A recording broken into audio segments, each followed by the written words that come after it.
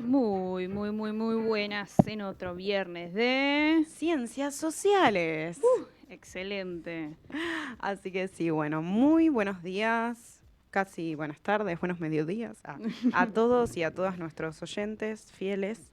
Les agradecemos, estamos acá un nuevo viernes más de Ciencias Sociales con toda la información respecto de política y actualidad para generar muchos debates y escuchar muchas cosas que han dicho personas hace 30, 40, 50, 100 años Y más, y más inclusive. incluso. Así que bueno, hoy arranco yo la columna. ¿Qué nos trajiste, Palo? Bueno, como había comentado, no el viernes anterior, sino el anterior, quería seguir trabajando un poco el tema de energías, un poco el tema recursos naturales, ver los distintos debates respecto del extractivismo, neoextractivismo, posible o imposible industrialización de nuestro país.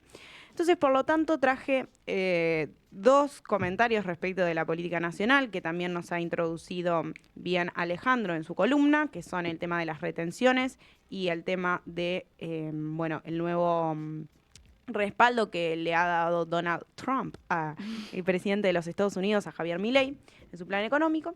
Así que, bueno, para no repetir mucho y para contar así en breves rasgos, bueno, lo que pasó fue que hubo una medida de parte del gobierno nacional que fue la quita de retenciones, que las retenciones se bajaron al 0% y eso generó muchos más beneficios para aquellos que exportaban que para los que habían producido la soja. Si lo tenemos que puntualizar para resumir, lo que se puede decir es que los exportadores tuvieron un acceso anticipado, ¿no? Pudieron registrar rápidamente la venta de granos por el total, que era un cupo. Había un cupo de 7.000 millones y esto se agotó solamente en 3 días. Tuvieron un beneficio asegurado para estas ventas. Incluso si la mercadería esta aún no la tienen comprada, digo, ya se aseguraron el beneficio. Después, el otro punto que podríamos mencionar es la venta a un precio mayor, porque vendieron la mercadería en el mercado internacional con el precio pleno, sin las retenciones, a diferencia de los productores. Y compraron efectivamente un precio menor. Los productos, no, los granos de soja. Bueno, ahora, ¿qué pasó para los productores que fueron los grandes perjudicados de esta medida? Bueno, hubo falta de tiempo, podríamos decir, porque el cupo se agotó tan rápido que muchos no tuvieron tiempo de vender sus granos. Después está la presión sobre el precio, que ante esta medida todos intentaron salir a vender, ¿no? De forma masiva, y lo que pasó es que el precio local en el mercado cayó de la soja. Y después tenemos por último, a diferencia de los exportadores, la venta posterior a menor precio, que lo que sucedió es que la mayoría de la mercadería comprometida por los exportadores aún no ha sido comprada por los productores, quienes ahora tienen que vender a un precio que no reflejará la totalidad del beneficio original, ya que el cupo, como mencioné antes, se agotó. Esto brevemente, ¿no? Y la otra medida que ha sucedido muy interesante es el apoyo financiero de Donald Trump a Milei, que se podría como sintetizar en Un tuit. aparte en un tuit, en 3 ejes claves, ¿no? Un swap por 20.000 millones de dólares para fortalecer las reservas del Banco Central, que llegaría, bueno, una primera parte después de los comicios y otra a fin de año. Después la posibilidad de dar un crédito stand-by, que básicamente lo que sería esto es que Estados Unidos va a definir un monto para la negociación previa con Argentina, que podría darse en varias partes según las necesidades de nuestro gobierno. Y en tercer lugar, la compra de bonos argentinos en dólares, de forma que esto permitiría estabilizar el plan económico en caso de shock en el mercado.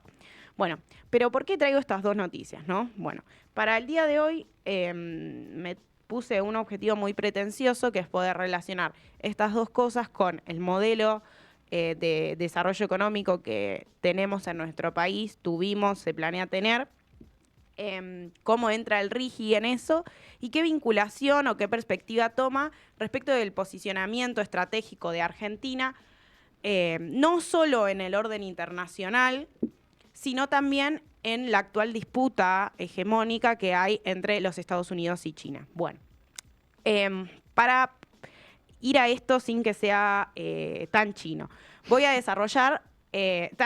Qué gracioso que dije, no, disputa hegemónica. Comedia. No, sí, realmente no lo había pensado y me salió gracioso. Para que no sea tan chino, tan estadounidense, a ver si podemos entender esto. Bueno, Peronista. claro. ¿Cómo sería, no? Bueno, yo traje 2 autores de vuelta, la chica de Ciencias Sociales, que teorizan respecto de las relaciones internacionales como para analizar qué posicionamiento está teniendo actualmente el gobierno. Uno es Carlos Escudé y el otro es Juan Carlos Puig. Bien.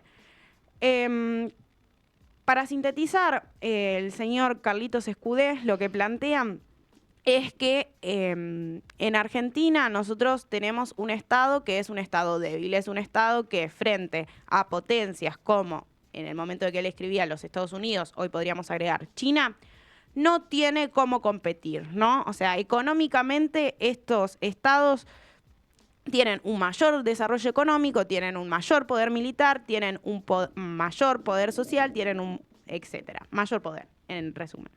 Entonces, lo que plantea Carlos Escudé en breves palabras es que ante esto uno no puede, siendo un estado débil, darse el lujo de tomarse políticas exteriores costosas y, por ejemplo, enfrentarse a los Estados Unidos o querer llevarle la contraria porque son más poderosos y nosotros nunca vamos a poder contrarrestar las medidas que tomen. Entonces, lo que propone es una alineación hacia la mayor potencia, de forma que esta te brinde como, esto no lo dice Carlos Escudé, pero lo digo yo, como una suerte de relación de mando y obediencia, ¿no? Yo me pliego a lo que vos esperás que yo haga, entonces vos me protegés en tal caso, ¿no? Bueno, bien, bárbaro. Me parece que, qué sé yo, que eso es como más o menos lo que plantea. Funcionario de Menem. Exacto, sí. Menem, época donde el eslogan era tener relaciones carnales con Estados Unidos. Dice un poco. Exacto, como en ese refleja. momento, en el periodo en el que gobernaba Carlos Menem,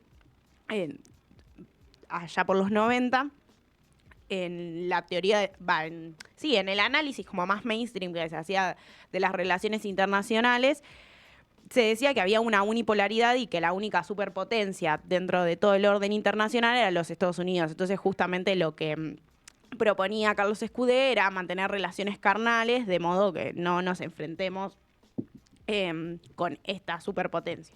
Después esto cambia, digo, como China empieza a tener mayor importancia en el orden internacional y también surgen otras potencias emergentes que hoy podríamos encontrar aglomeradas dentro de los BRICS.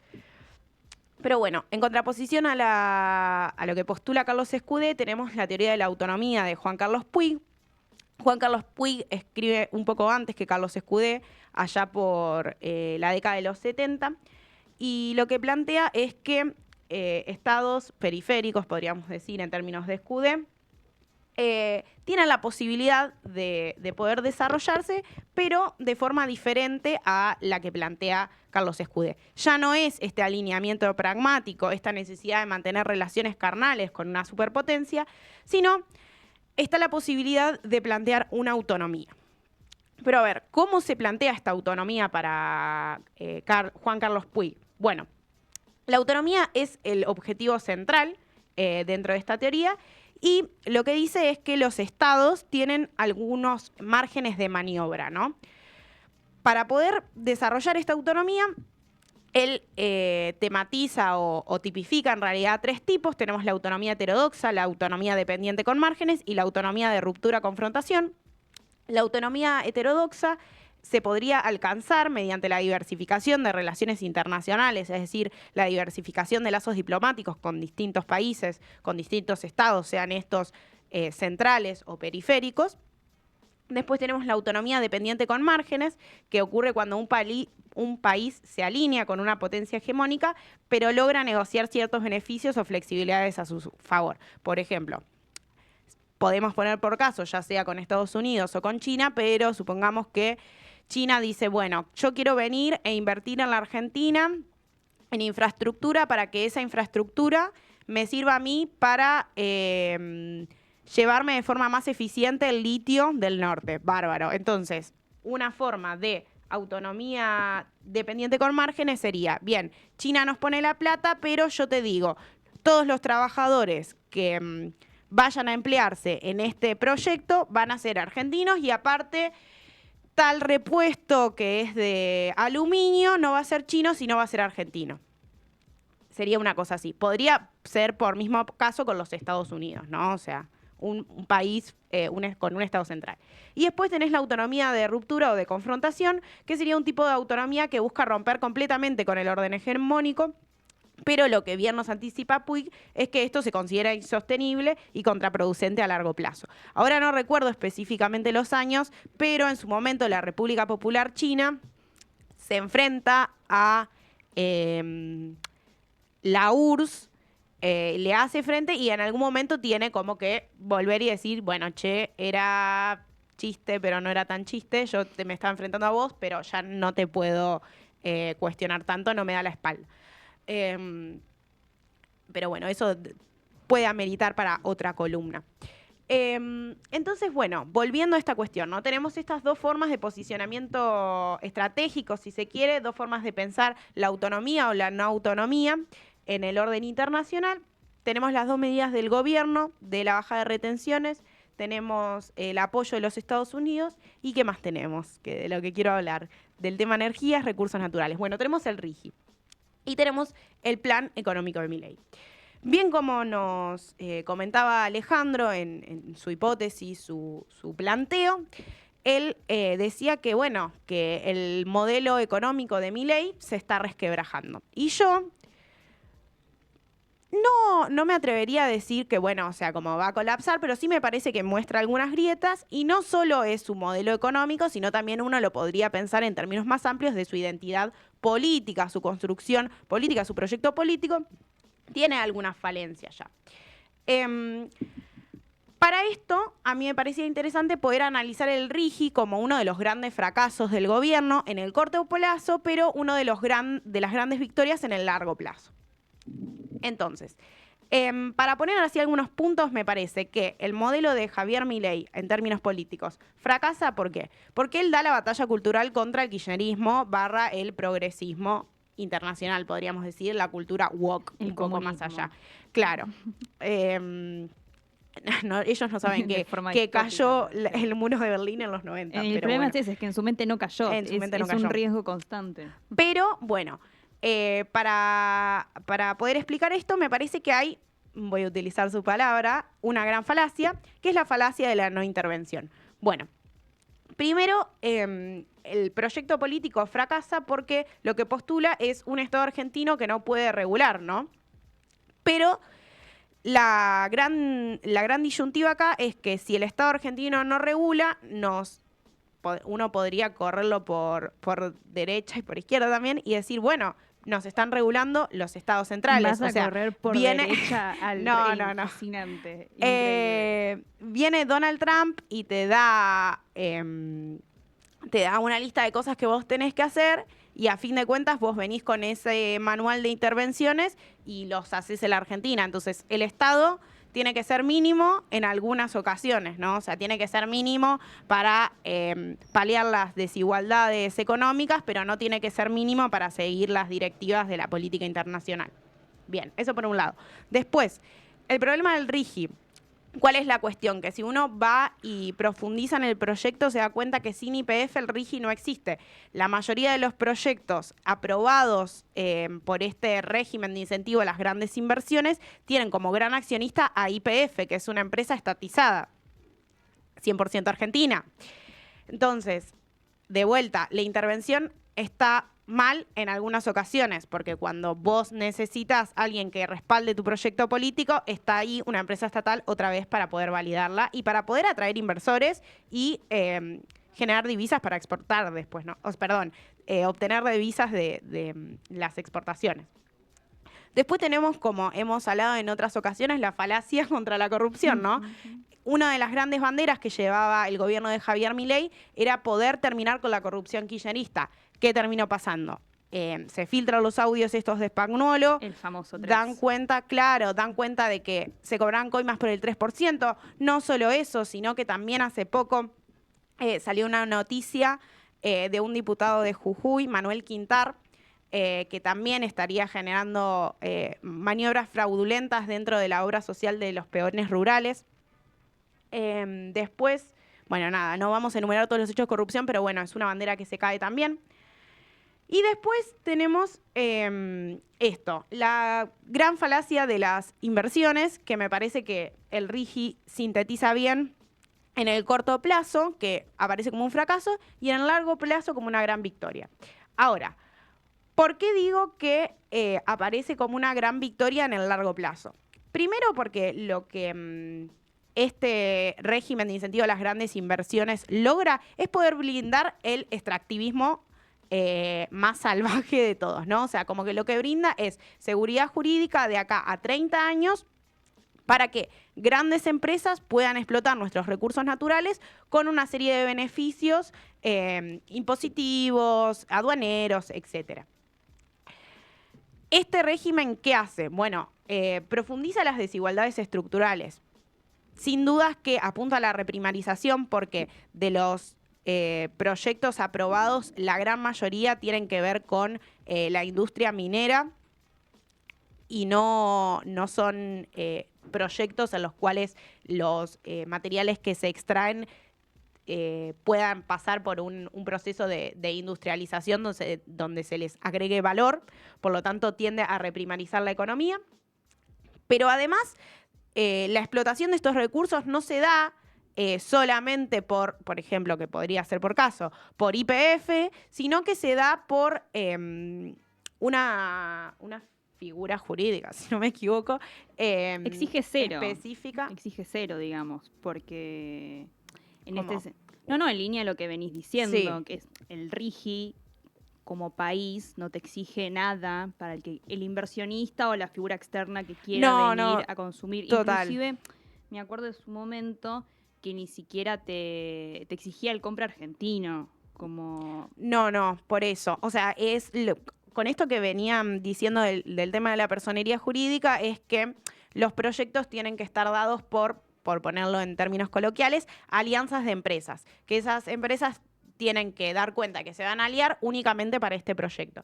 Y de los beneficios impositivos y demás, para ir al dato, ahora no recuerdo bien, pero ellos pueden tener a inicio del proyecto un 20% de los capitales en el exterior. A los 2 años, una cosa así como el 40%. Digo, no quiero decir boludeces, pero era una cosa así, o a los 2 o a los 4 años el 40%, y ponerle que después de los 8 años pueden tener toda la plata afuera. Entonces, eso también lo que hace es profundizar la lógica de inversiones que hay en el Estado argentino, que son avalanchas de inversiones que llegan e inundan el país y después una sequía bárbara de que no hay ninguna inversión y por lo tanto también no queda un solo dólar, que es un gran problema que tenemos en la economía argentina. Además de eso, lo que tiene es que postula un mecanismo de ISDS que lo que permite es que las empresas, estas alianzas de empresas, no que digo que se configuran solamente por el desarrollo del proyecto o incluso las empresas explotadoras, puedan acceder a la justicia internacional para denunciar al Estado argentino en caso de que quiera incumplir lo acordado. Y si uno ve el historial de la Argentina en el ámbito internacional de la justicia, no solo es un incumplidor sistemático, sino que aparte las empresas estas se manejan con una destreza tal que siempre los estados salen perdiendo. Y Nos ha ido bárbaro, además, a lo largo de la historia, reclamando internacionalmente. Sí. Claro. Hay empresas como Pan American Energy, como, no quiero decir pavadas, pero... Estás informadísima. Yo quiero aclarar al oyente que está del otro lado que la persona, en este caso, Paloma Daraco, que está informando esta columna, está totalmente informada. Es una chica que ha estado leyendo mucho y que trajo información exacta. Con lo cual, acá hay verdades. Total. Empresas como Río Tinto, Pan American Energy, Chevron, etcétera, Shell también, han utilizado estos mecanismos de la justicia internacional y han ganado de forma exitosa y los estados débiles, diría Carlos Escudé, han perdido de sobremanera. Pero bueno, en este sentido, con todas estas características, también hay una victoria, me parece, en la derrota de un modelo industrial de la Argentina, porque no solo apunta a reprimarizar, sino que también pone un monto mínimo de inversión, que son una cosa así como 200.000 millones de dólares, que solamente lo pueden cumplir grandes empresas. Por lo tanto, todas las pymes nacionales no pueden entrar en este régimen de incentivos y quedan afuera del juego. También el gobierno presenta una victoria en el tema de la ruptura con lazos diplomáticos con diferentes países, apuntando a esta autonomía heterodoxa que plantea Juan Carlos Puig. Y lo que me parece que no llegué a desarrollar, pero bueno, será el próximo viernes, es esta disputa hegemónica no entre China y los Estados Unidos. Porque la gran paradoja, me parece, y el gran problema para el gobierno es que si bien están todas estas cuestiones del RIGI que hacen que sean atractivos para capitales internacionales, el problema es que la mayoría de las empresas que explotan litio son chinas. Y lo último que voy a decir, que desarrollaré el próximo viernes, es que el otro grupo de minerales que aparece como la gran promesa para el futuro son las tierras raras, con el agravante de que Argentina firmó un memorándum de entendimiento con los Estados Unidos para poder cooperar en esta materia. Entonces ahí está, ¿no?, como el problema de la disputa. China tiene casi la explotación monopólica del litio.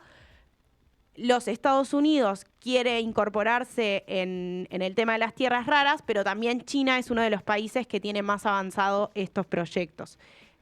Así que bueno, esto sería todo por la mañana de hoy respecto del RIGI, energías, recursos naturales. Espero que les haya gustado y espero para la próxima Maravillosa poder columna, sintetizar un poco más. Así que vamos a un cortecito y después vamos a estar después escuchando a volvemos. Azul.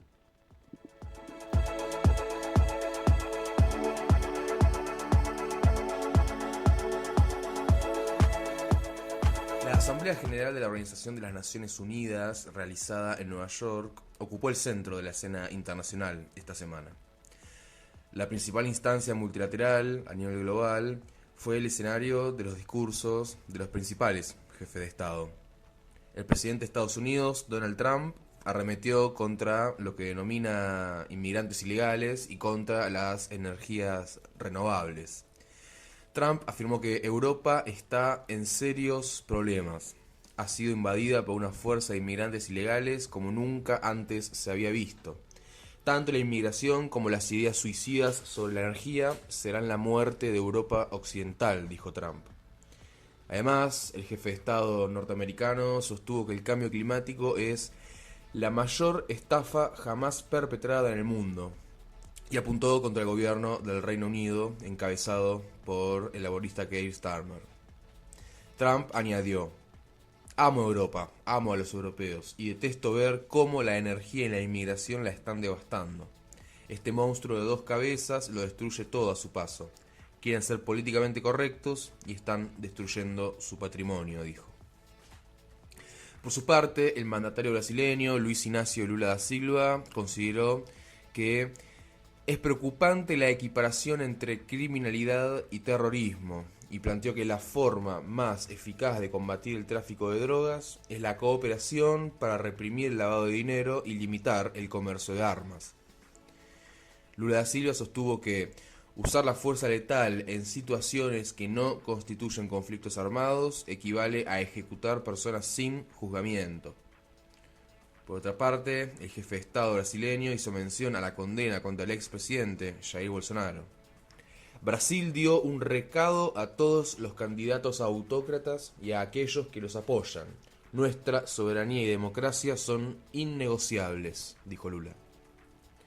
En tanto, el presidente de Colombia, Gustavo Petro, hizo mención a los ataques de Estados Unidos a presuntas embarcaciones narco en el Caribe. Los jóvenes asesinados con misiles en el Caribe no eran del Tren de Aragua, eran caribeños, posiblemente colombianos, dijo Petro. Y si fueron colombianos, con el perdón de quienes dominan las Naciones Unidas, debe abrirse un proceso penal contra esos funcionarios que son de Estados Unidos, así se incluya al funcionario mayor que dio la orden, el presidente Trump, que permitió los disparos de los misiles contra los jóvenes que simplemente querían escapar de la pobreza, afirmó Gustavo Petro. A su vez, el mandatario chileno Gabriel Boric fustigó a Trump por sus ataques contra el cambio climático. Boric dijo: a la vez que respeto la diversidad de la opinión de quien piensa distinto, enfrento la insolencia de quien miente, más aún cuando aquella persona es consciente de ello, dijo el jefe de Estado chileno, y sostuvo que se ha afirmado en este mismo podio hoy día que no hay tal cosa como el calentamiento global. Esa no es una opinión, es una mentira, y las mentiras debemos combatirlas, dijo.